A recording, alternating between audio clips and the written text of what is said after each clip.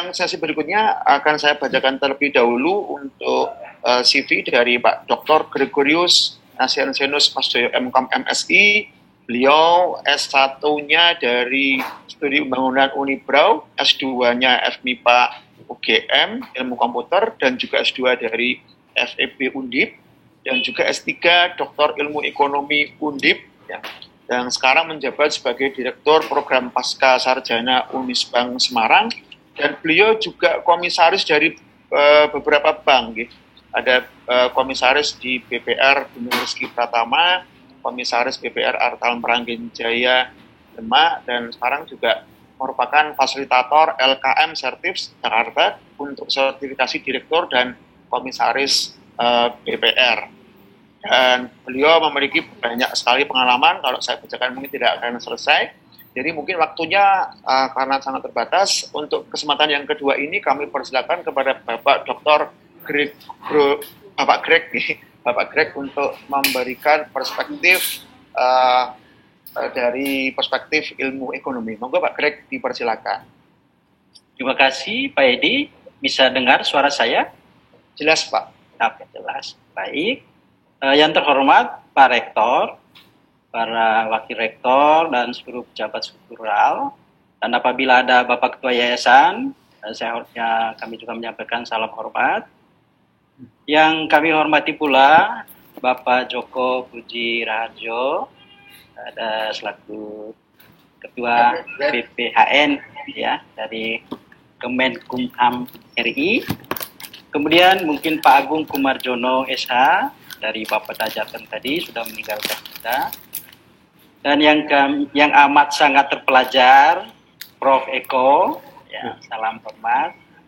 Dan seluruh peserta seminar nasional secara online pagi hari ini. Assalamualaikum warahmatullahi wabarakatuh. Ya, salam sukses untuk Indonesia maju ya. Ya, izinkan saya menyampaikan materi yang berkaitan dengan tema ini nanti, dan saya akan coba share sendiri materi Pak Edi, sehingga izinkan saya untuk share screen dulu berkaitan dengan materi yang sudah saya siapkan. Jadi Bapak Ibu yang saya hormati, saya dikasih tugas oleh teman-teman panitia ya, untuk coba mengupas tema yang kita angkat dalam seminar kali ini dari perspektif ekonominya. Nah, karena peserta seminar di sini multidisiplin ilmu, maka mohon izin kepada para ekonom ataupun para mahasiswa ekonomi, kalau paparan saya ini bukanlah paparan yang bersifat advance, ya, tetapi paparan ini boleh dibilang merupakan paparan basic, ya, yang masih standar, yang harapannya nanti bisa dimanfaatkan oleh kita semua dalam rangka menuju sebuah era baru itu. Nah, untuk itu, Ibu Bapak yang saya hormati, saya coba mendesain pembicaraan yang akan saya sampaikan dalam fokus diskusi menjadi 5 bagian besar. Yang pertama, saya ingin sharing perspektif ekonomi itu, ya, boleh dibilang sebagai pisau yang mau kita gunakan untuk mengurai tema besar kita ini. Lalu yang kedua, kita akan coba lihat sekali lagi, walaupun tidak secara mendalam, seperti pembicara-pembicara terdahulu, termasuk Pak Joko tadi, juga coba melihat dulu pengetahuan kami ini tentang era society 5.0 itu. Maka di situ saya akan singgung sedikit. Lalu yang ketiga nanti kaitannya dengan Indonesia maju berkarakter. Yang keempat, optimalisasi potensi ekonomi, dan akhirnya nanti kita coba lihat dari perspektif peluang bisnis milenialnya. Baik Ibu Bapak, mari kita lihat untuk hal yang pertama berkaitan dengan perspektif ekonomi. Pertanyaannya adalah, ketika kita mendengar kata ekonomi itu, maka apa sebenarnya yang terbersit dalam pikiran kita? Mungkin kalau orang ekonomi sudah tahu jawabannya. Tetapi mungkin teman-teman yang fokusnya bukan di ekonomi, mungkin sebagai besar berpikir bahwa ekonomi itu soal uang. Apa betul seperti itu? Ya, maka untuk itu mari kita coba lihat pemahaman tentang ekonomi itu dari ilmu ekonomi. Sehingga kalau kita melihat dari ilmu ekonomi, maka istilah ekonomi itu tidak hanya soal uang, tetapi di sana juga menyangkut sistem, di mana sistem itu pasti ada unsur-unsur yang terkait satu sama lainnya. Dan dalam kata ekonomi itu, sistem itu harus diorganisasikan. Nah, ini dijelaskan di dalam ekonomi secara umum. Memang kemudian fokus yang dipelajari oleh ilmu ekonomi itu sebenarnya soal perilaku, soal tingkah laku, dan interaksi antara, ada istilah yang akan kita gunakan yaitu agen-agen ekonomi. Mana agen-agen ekonomi itu adalah bagian dari masyarakat. Yang kemudian ilmu itu berusaha menjelaskan bagaimana itu bekerjanya. Lalu secara konvensional, tradisional, ilmu ini memang dibagi menjadi makroekonomics dan microeconomics. Prof. Eko, Pak Joko, Pak Edi yang non-ekonomi, kalau di Fakultas Ekonomi, ini akan dipelajari 2 semester, Pak. Ya, tapi hari ini saya coba berusaha menjelaskannya hanya dalam waktu 30 menit yang dikasih Pak Edi. Ya, berusaha menjelaskan konsep ekonomi itu bagi semua orang yang kurang lebih ada 190, saya lihat di sini ada 192 partisipan. Nah, untuk itu saya coba melihat yang pertama secara umum saja apa fokus dari makroekonomi itu dan apa fokus dari mikroekonomi. Kalau makroekonomi, Ibu Bapak, itu fokusnya adalah pada aktivitas agregasinya, ya, secara keseluruhan. Tapi kalau yang microeconomics itu fokusnya adalah pada perilaku individu dari, ada istilah di situ household and firms, termasuk nanti ada lembaga-lembaga lain. Nah, kita semua ini yang duduk di depan komputer masing-masing itu asalnya dari rumah tangga, ya, dari rumah tangga. Tapi kemudian kita keluar, kita punya fungsi dan peran kita masing-masing. Sehingga dalam ilmu ekonomi, kalau kita menggunakan perspektif makroekonomi, maka cara pandang kita itu berkaitan dengan bagaimana kita melihat istilah lagi, yaitu pasar, markets di sini. Tetapi kalau kita coba menggunakan ilmu makroekonomi, maka perspektif yang kita lihat di situ adalah melihat ekonomi secara globalnya. Itu fokusnya. Nah, kalau tadi saya katakan bahwa kalau di Fakultas Ekonomi ini harus dipelajari dalam 2 semester, itu pun ya kadang mahasiswa itu remedi, ya, masih ngulang, ya termasuk saya dulu ya, harus ngulang gitu ya, karena belum paham betul ya. Tapi saya coba menggunakan pendapat dari salah seorang profesor yang menjadi panutan saya bahwa walaupun tadi butuh waktu panjang, tapi ada pesan yang beliau sampaikan begini, bahwa kalau mempelajari ilmu ekonomi itu, ya, di mana sifat dari ilmu ekonomi itu adalah sebuah subjek pengetahuan yang sedikit saja nanti yang kita ketahui, tapi itu dapat membuahkan banyak hasil. Nah, contohnya Pak Edi, ya, beliau dengan pengetahuan ekonomi sedikit saja, tapi dengan kompetensi di teknologi informasinya, beliau punya manfaat banyak. Tanya Pak Edi nanti apa manfaatnya. Termasuk Pak Joko juga saya yakin begitu.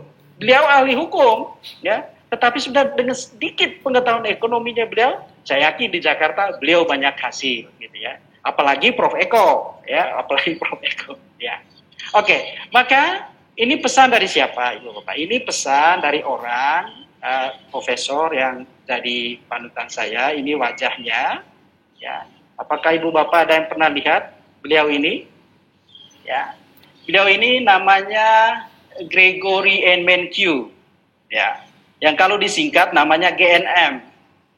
Ya, saya Gregorius N. Masjoyo. Maka kalau disingkat sama Pak, ya Bu ya. Sehingga saya tulis itu GNM, dan kalau moga-moga bisa dilihat insert di bawah itu, moga-moga mirip ya wajahnya. Ya. Jadi dengan pesan beliau itu saya punya keyakinan bahwa dalam waktu 30 menit ini Ibu Bapak peserta webinar khusus yang non-ekonomi itu mampu menggunakan nilai-nilai yang ada di dalam ilmu ekonomi ini nanti untuk mengubah dunia menuju masyarakat 5.0 ini. Maka mari kita lihat sekarang apa yang perlu kita pegang dari perspektif ekonomi itu tentang hal ini. Nah, dalam bukunya Gregory N. Mankiw, beliau mengajarkan ada 10 poin. Bapak Ibu nanti bisa baca di materi yang sudah diserahkan ke panitia, bahwa ada 10 prinsip yang bisa dilihat dari perspektif ekonomi itu. Ajaran-ajaran dasar yang berlaku untuk kita semua. Bahwa yang pertama, kita selalu berhadapan dengan sesuatu yang disebut trade-off. Ya. Bapak Ibu renungkan, pasti dalam kehidupan kita selalu berhadapan dengan trade-off. Lalu yang kedua, kita juga lazimnya berurusan dengan biaya. Maka di sana ada istilah opportunity cost. Termasuk hari ini, kita memiliki opportunity cost. Kemudian, kita semua itu juga kayaknya diajarkan sebagai orang-orang rasional, ya. Maka di sana ada marginal changes. Kemudian kita juga kadang sangat tertarik dengan insentif, ya, ya.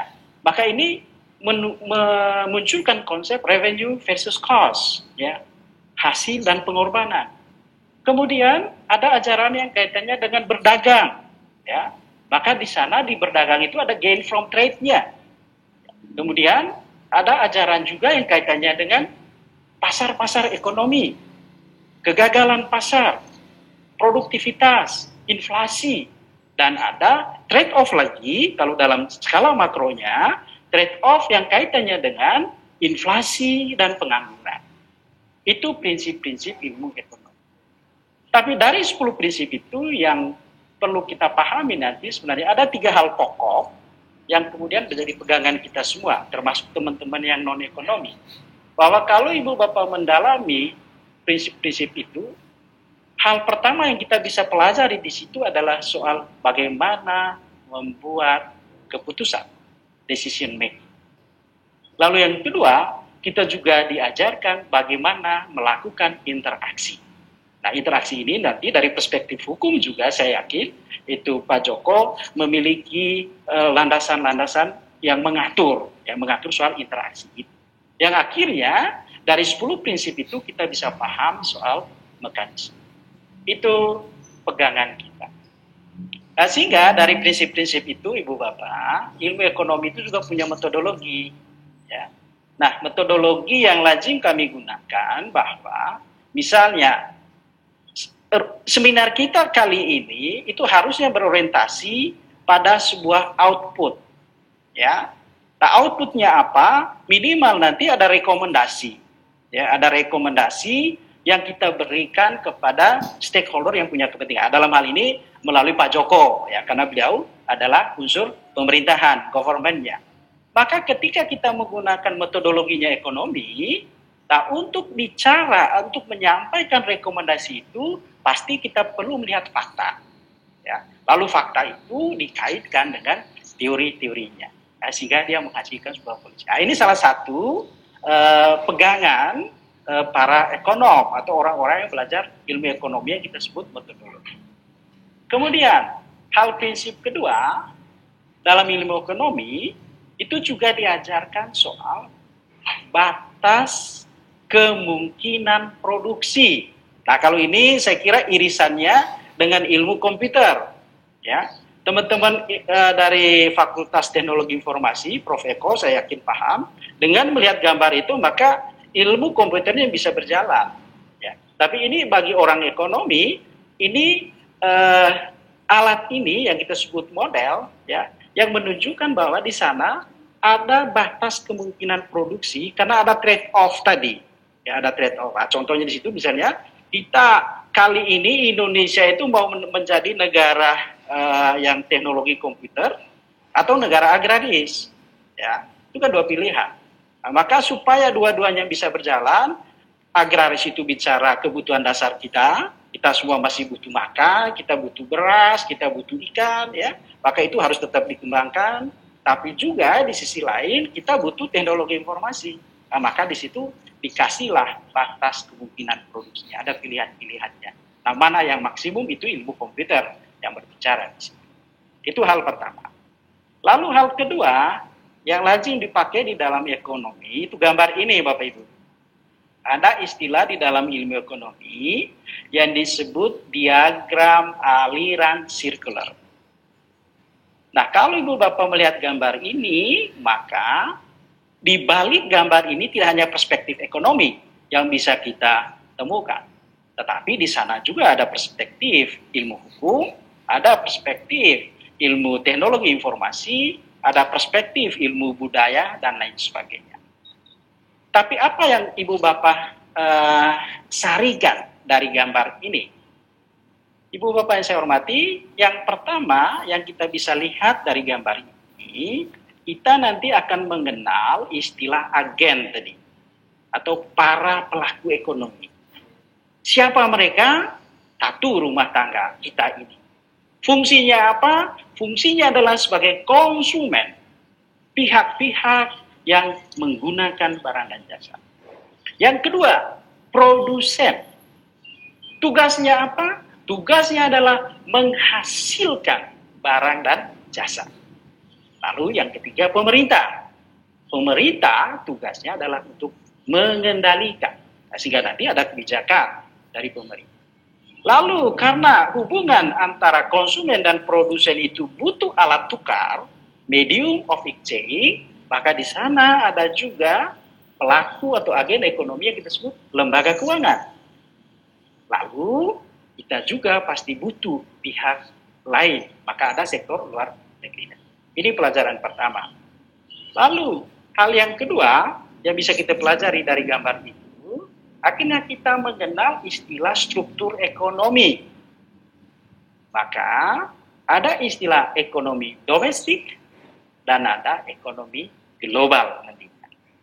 Lalu pelajaran yang ketiga yang bisa kita petik, bahwa di dalam skema itu kita bisa lihat tempat interaksinya para pelaku ekonomi itu pada pasar-pasar ekonomi makro, yaitu pasar barang, pasar tenaga kerja, pasar uang, dan pasar modal. Nah, kalau gambar ini kemudian contohnya kalau dilihat dari perspektif Indonesia, di mana Indonesia itu seperti yang disampaikan Pak Joko tadi, kita kan negara kesatuan Republik Indonesia ya, kalau dilihat dari peta itu, negara yang dari Sabang sampai Merauke. Nah, kalau kegiatan ekonomi itu hanya dilakukan oleh penduduk-penduduk yang ada di Sumatera, Jawa, Kalimantan, Sulawesi, sampai dengan Papua, itu namanya kegiatan ekonomi domestik, jual beli gitu ya, jual beli barang, ya. Apa ada masalah? Ya paling masalahnya di sini masalah soal distribusinya, karena wilayah kita wilayah kepulauan, itu menjadi persoalan. Maka cost untuk melakukan distribusi itu menjadi besar, sehingga zaman dulu ya sebelum ada tol laut itu, orang Papua kalau beli semen, ya itu harganya berlipat-lipat dibandingkan dengan di Jawa. Kenapa seperti itu? Ya karena tadi ada cost yang harus ditanggung untuk melakukan. Paling persoalannya itu. Tapi kalau dilihat dari sisi mata uang, kita tidak masalah. Orang Aceh pegang yang namanya rupiah. Orang Papua juga sama. Yang penting ketika harganya cocok, ya maka pertukaran itu bisa dilakukan. Ya, itu domestik. Tetapi kegiatan ekonomi itu kan tidak hanya terbatas di situ.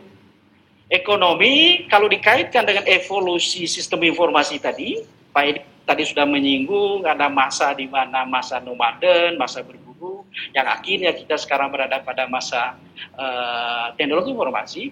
Itu kan sebenarnya dari sisi ekonomi soal size perkembangan. Jadi ada masa di mana memang kegiatan ekonomi itu hanya menutup diri ke dalam. Itu yang kita sebut close ekonomi tadi atau ekonomi domestik.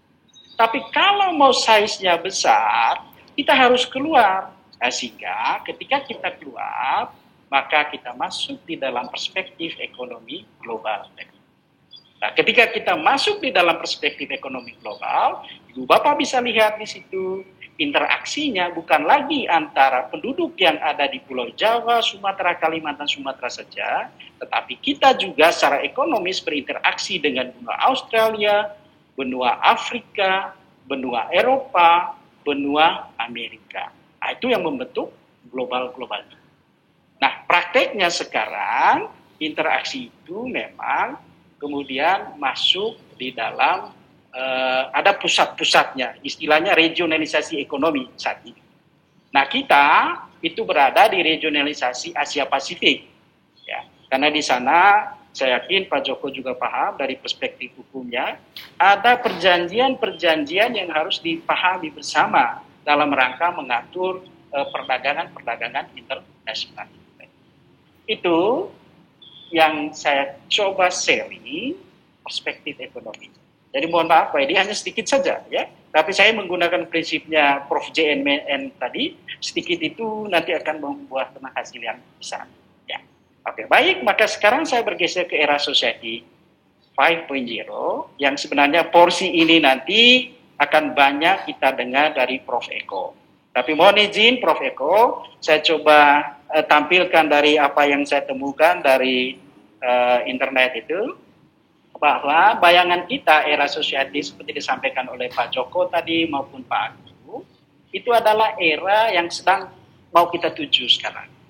Ya. Nah, kita tidak tahu apakah sudah langsung bercampur dengan era society sekarang atau bukan, tapi kalau dilihat dari orang yang mencetuskan konsep, yaitu Jepang, itu kan konsep yang mau dilakukan pada masa yang akan datang. Ya. Sehingga apa yang saya simpulkan dari era itu, ya pertama bahwa era ini tadi era yang akan kita masuki. Ada kata akan di situ ya, dari perspektif waktu akan itu berarti yang akan datang. Ya. Lalu yang penting bahwa dalam era itu seperti disinggung oleh pembicara-pembicara terdahulu tadi, bahwa ada aspek-aspek dari teknologi informasi seperti IoT, AI, dan Big Data itu akan sangat membantu membuat kehidupan manusia itu menjadi lebih baik. Ya, membuat kehidupan kita itu menjadi lebih baik. Nah, itu perspektifnya adalah pemenuhan kebutuhan sebenarnya. Sehingga apa yang kita bayangkan? Pasti bayangan kita nanti, kalau kita masih ada ya waktu itu, ya, karena umur kita ini mungkin, mohon maaf Pak Joko lebih muda dari saya kayaknya ya. Kalau saya sih tadi angkatan baru 45 tahun Pak, gitu ya.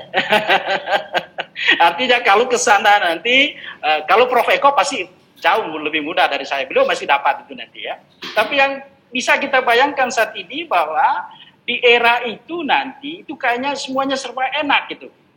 Ya, serba enak hidup kita. Karena dibantu oleh komputer. Nah, enaknya bagaimana? Biar urusannya Prof. Eko nanti yang coba menjelaskan secara mendalam.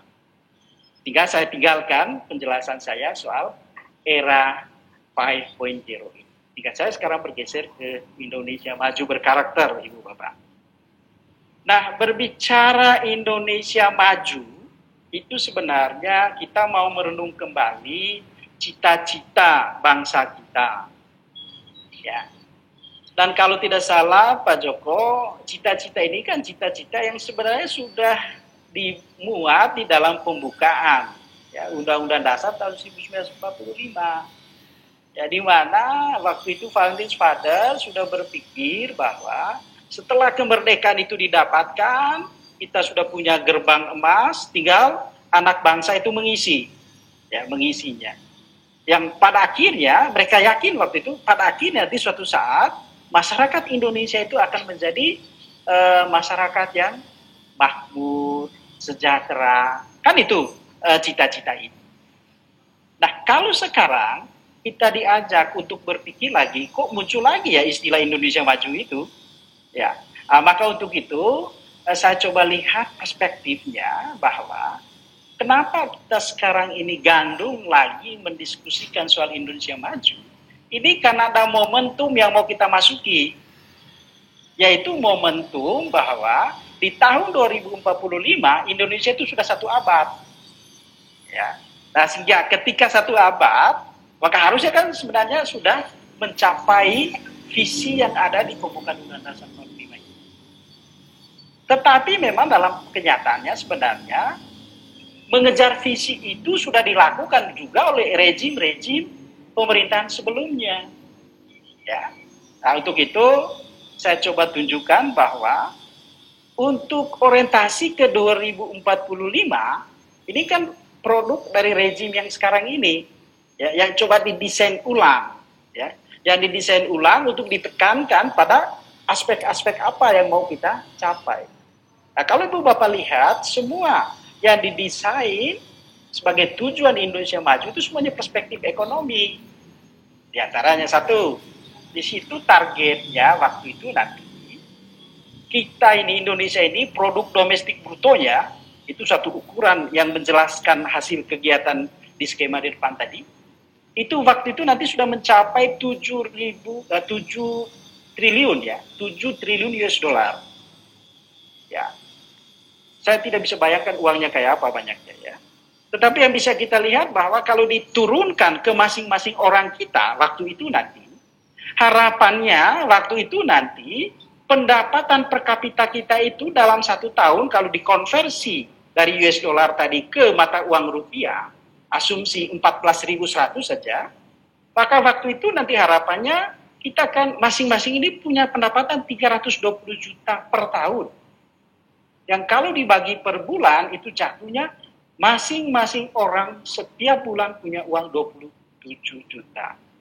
Wow kan? Ya, wow kalau dibandingkan kita sekarang ini. Ya, mohon maaf Pak Joko, kalau kami sebagai dosen sekarang kan serdosnya itu kan kalau lektor kepala itu nggak banyak-banyak amat Pak. Jika mendengar angka 27 juta itu kan suatu angka yang luar biasa. Tapi itulah harapan, itulah keinginan kita menuju Indonesia Maju itu nantinya. Lalu indikator lainnya adalah bahwa harapannya waktu itu nanti kita sudah masuk dalam 5 besar ekonomi dunia. Dan kita akan keluar dari jebakan pendapatan sebagai negara menengah. Dan kalau tadi Pak Agung menyinggung masalah kemiskinan, yang masih 10% tadi angkanya di Jawa Tengah, justru nanti di tahun 2045 harapannya angka kemiskinan itu menjadi 0, menjadi 0.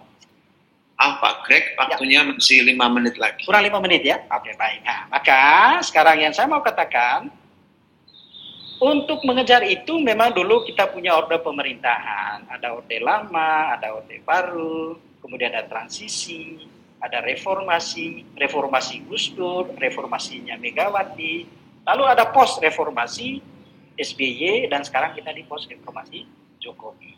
Nah, disinilah kita mau melihat ke depan. Kita di tahun 2020 sekarang, kondisinya pandemi, tapi kita tetap punya keinginan bagaimana untuk mencapai 2045 tadi. Ya. Nah, sehingga di situ pemerintah sendiri sudah coba mendesain bahwa ada potensi-potensi yang bisa kita eksplor nanti untuk menuju ke sana. Saya coba mengutip apa yang disampaikan oleh Ibu Menteri Keuangan. Potensi-potensi itu bisa dilihat dari size ekonomi kita, dan penduduk kita, ya, yang tadi juga sudah disinggung soal bonus demografinya, ya. Kemudian soal bagaimana sumber ekonomi itu berasal. Kalau dulu dari pertanian, kemudian bergeser ke industri manufaktur, sekarang itu harapannya nanti lebih banyak dari sektor jasa. Lalu sebagian besar orang juga saat ini berada pada kelas menengah. Itu potensi. Tapi ada prasyarat untuk ke sana, ya, ada asumsi untuk ke sana. Ya, asumsi paling besar adalah tidak terjadi pandemi, ya. Ekonominya normal, ya. Tapi kalau pandemi itu semua hanyalah mimpi belaka. Itu syarat umum. Tapi syarat spesifiknya itu harus dilihat juga dari ketersediaan infrastruktur, birokrasi pemerintahan, kemudian sumber daya ekonomi dan keuangan, karena butuh investasi di situ, kemudian kualitas SDM, dan itu yang juga menjadi fokus diskusi kita pagi hari ini, lalu dukungan dari teknologi informasi. Nah, itu persyaratan sehingga nanti kita sampai ke sana. Dan Presiden kita menekankan bahwa syarat untuk mencapai ke sana yang perlu kita persiapkan itu adalah di kualitas SDM. Dan ingat, SDM yang dimaksud ini kalau dilihat dari gambar di materi nanti, itu Ibu Bapak bisa lihat di struktur penduduk kita yang bentuknya bukan lagi segitiga, tetapi kayak Borobudur. Itu artinya apa? Di kelompok tengah, kelompok produktif itu yang lebih besar. Itu yang disebut dengan bonus demografi. Nah, terakhir Pak Edi, saya mau mengatakan, kalau itu orientasi kita menuju 2045, pertanyaannya adalah karakter yang bagaimana nanti yang harus kita miliki di sana, khususnya bagi kaum muda, kaum milenial. Karena kita waktu itu saya yakin kita sudah bertongkat semua, ya, moga-moga tidak berkursi roda ya, tapi kita tetap sehat gitu ya. Tapi ini pesan untuk kaum milenial bahwa karakter yang dimaksud bagi kita itu nanti adalah karakter yang sudah ada di dalam pilar-pilar kebangsaan kita. Pak Joko tadi sudah menyinggung ada nilai-nilai yang harus diturunkan dari sila-sila Pancasila, kemudian nilai-nilai yang ada di dalam Undang-Undang Dasar 1945, yang kemudian kita tadi mengenal dari walaupun wilayahnya berpulau-pulau, tapi kita tetap satu, namanya adalah NKRI, ya. Yang kemudian kita berbeda-beda tapi tetap satu sehingga kita punya semboyan Bhinneka Tunggal Ika. Kayaknya itu harapannya ya, dengan mengeksplor potensi-potensi ekonomi yang ada, kita bisa ke sana. Itu optimisme saya. Yang penting tadi persyaratan itu itu ada fungsinya, ada di tangan pemerintah. Nah, masing-masing kita tadi tinggal mengambil peran nanti. Mungkin sebagian besar ya tetap sebagai konsumen ya, tetap sebagai orang yang menggunakan. Tapi harapannya nanti dengan era yang baru itu justru dari kaum milenial itu lebih banyak pihak-pihak sebagai produsen tadi. Ya. Nah, produsennya apa? Itu saya sudah tulis semua di dalam materi saya. Nah, sehingga paling akhir Pak Edi, apa yang harus dilakukan optimalisasinya itu adalah bagaimana kita mengembangkan potensi-potensi konvensional yang kalau dalam perspektif ekonomi itu dikaitkan dengan tiga hal itu sebenarnya. Jadi kalau mau kita eksplor menuju ke sana, maka kita lihat kembali nanti potensi sumber daya alamnya bagaimana, potensi sumber daya manusianya, dan yang terakhir adalah sumber daya. Nah, itu Pak Edi, selebihnya pokok-pokok pikiran saya bagi teman-teman peserta webinar, itu bisa dibaca nanti pada materi yang sudah saya share. Terima kasih Bapak Ibu semuanya, ya, terutama teman-teman pembicara, karena ada irisan-irisan yang sudah sama tadi dari pembicara terdahulu, dan mungkin nanti ke belakang juga masih ada irisan-irisan yang sama dengan Prof. Eko. Kurang dan lebihnya mohon maaf, waktu saya kembalikan kepada moderator. Wassalamualaikum warahmatullahi wabarakatuh. Waalaikumsalam warahmatullahi wabarakatuh. Baik, terima kasih Bapak Dr. Gregorius Nasiensius Mas Joyo, MKOM MSI yang telah memberikan paparannya dari perspektif ekonomi, ya, dan yang pertama tadi sudah disampaikan oleh Pak Joko dari perspektif hukum. Untuk sesi yang ketiga, ya, dengan tema optimalisasi potensi masyarakat di era Society 5.0 untuk mewujudkan Indonesia yang maju dan berkarakter, akan kita undang untuk berbagi ya ilmu ke kita semua pada hari ini, yaitu yang terhormat Bapak Ricardus Eko Indrajit. Beliau adalah profesor ya atau guru besar di bidang ilmu komputer dari Perbanas Institute. Saat ini beliau adalah menjabat sebagai rektor di Pradita University.